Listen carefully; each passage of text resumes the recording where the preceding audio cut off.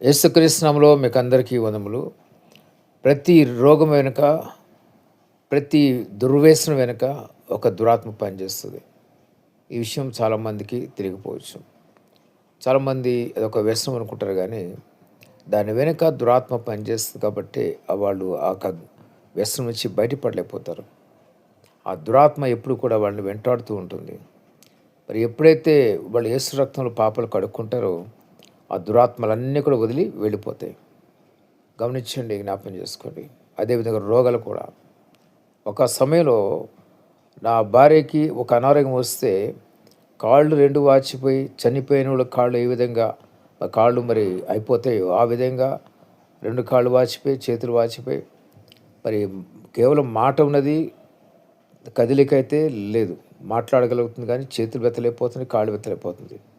ఎన్నో ప్రార్థనలు చేస్తాం, ప్రార్థనలు చేయించాం.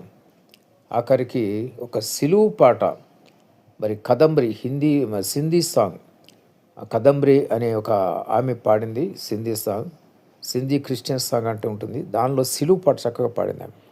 ఆ సిలువు పాట మరి పెట్టి ఇంకా అన్నీ విసుగు వచ్చింది. ఇంకా ఏం చేయాలి అర్థం కాక పట్టపగలే 3 గంటల ప్రాంతంలో ఇక నేను అలా పడుకున్నాను. మా భార్య కూడా అటు పక్కన పడుకుని ఉంటే ఇక అలాగ అలసటతో పడుకుని ఉన్నప్పుడు ఆ సమయంలో ఆ సిలువు పాట పెట్టి పడుకున్న తర్వాత ఆ సమయంలో ఒక దురాత్మను చూసిన వెళ్ళిపోయింది.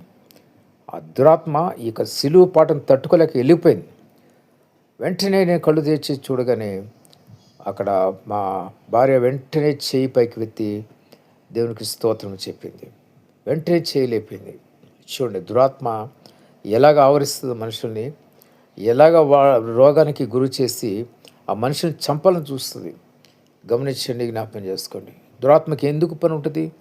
మనలో ఏదైనా చిన్న చిన్న బలహీనతలు ఉన్నా కూడా దురాత్మ లోపలికి వచ్చి అవి నివాసం ఏర్పరచుకుని మన అనారోగ్యం పాలు చేసి మనం చనిపోయేదాకా వెంటాడుతూ ఉంటుంది.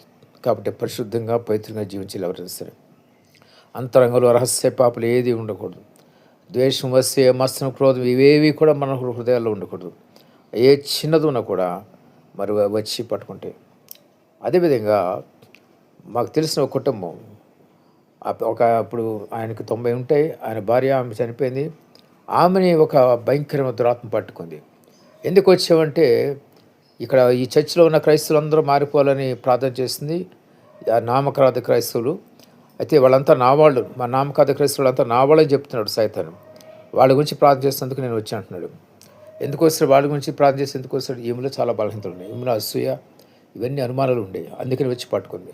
దేవుడి మాట